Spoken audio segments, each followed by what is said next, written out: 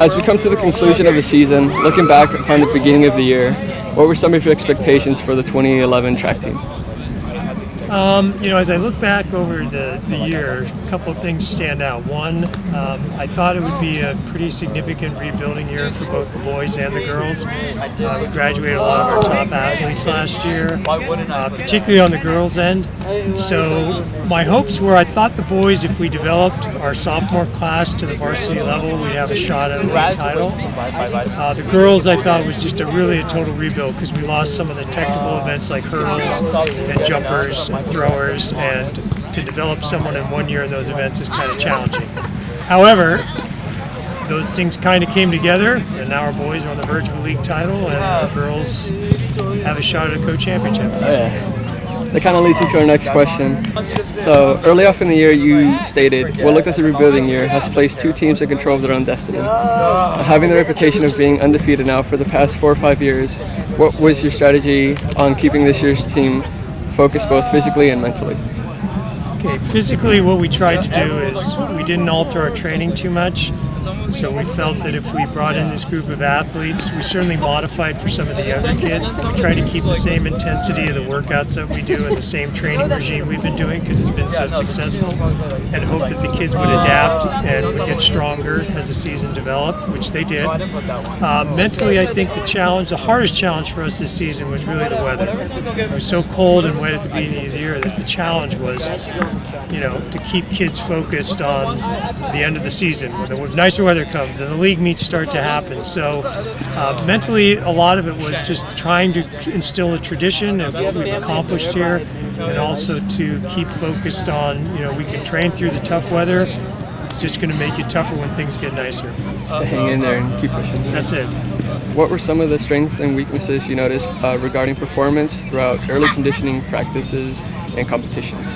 Okay, on our girls' end, I thought we were obviously very strong in our jumping events, and I thought in our distance events, because a lot of our distance kids came from cross country, so they had conditioned through the winter. They looked pretty well fit. We also had some top girls returning in the jumping events.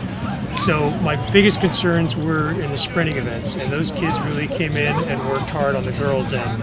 On the guys' end, the strength was obviously our hurdles, because we had a lot of returning guys coming back with that.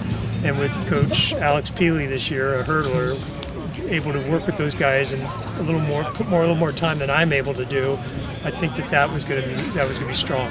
We also came back with some good sprinters, and obviously our distance program, you know, winning the section title across country, we brought all those guys in, so I knew that would be a really strong area. My concerns were going to be jumping and throwing events, and how strong we were going to be in those areas. With the defeat over Casa and Annalee after the season's last league meet, leaving the boys 5-0 and our girls 4-1, who were some of the main competitors to keep an eye on this year? Are you talking about other teams? Yes. Oh, the other teams in the league? Mm-hmm. Okay, obviously I thought Casa was going to be very strong. Casa returned, you know, almost their entire varsity squads from last year. So we knew they were going to be very strong. Windsor's program's been growing. They have a lot more kids in the school. I figured they would be a very tough team this year because they had a lot of good JV athletes this year that stepped up now to varsity. Annalee has always been a tough team, and Healdsburg boys were another team that I was very concerned about. And as it played out, most of those teams ended up being pretty darn strong. We just seemed to be, on our guys' end, got a lot stronger than they did, filled in more holes, and on our girls' end, I think our numbers really hurt us this year because we were down in numbers, so I think that's what affected our chances with them last week. They just had more athletes to score points. As a coach, what's your overall philosophy towards sculpting the growth of each individual athlete as well as the team as a whole? That's a tough one. But, you know, first and foremost for me, I'm here to coach young people. I enjoy doing that. I think that more life lessons are learned in athletics than almost anything in life.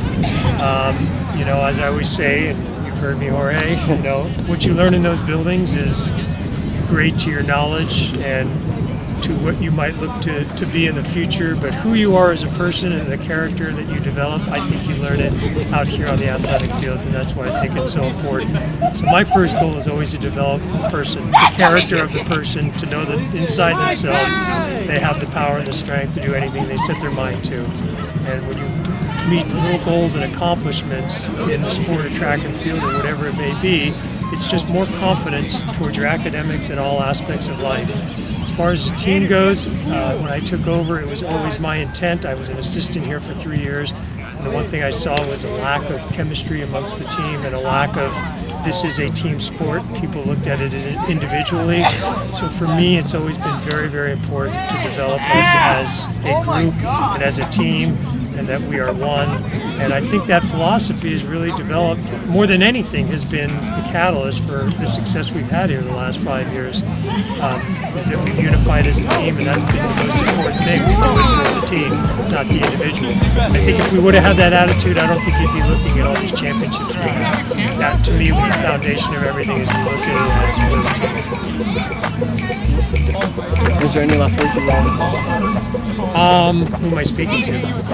Karen? Okay. No, I would just like to say, thank you for asking me to do this. And I think that we've had a great season, and I'm going to miss a lot of our seniors, including you, who have come a long way. And I'm thankful to be doing this. I'm thankful to have an opportunity in a life that I can come out and coach kids and be a part of their lives and try to, help instill some values and character and things into their life and hopefully make their high school experience more rewarding. So that's it. Thank you.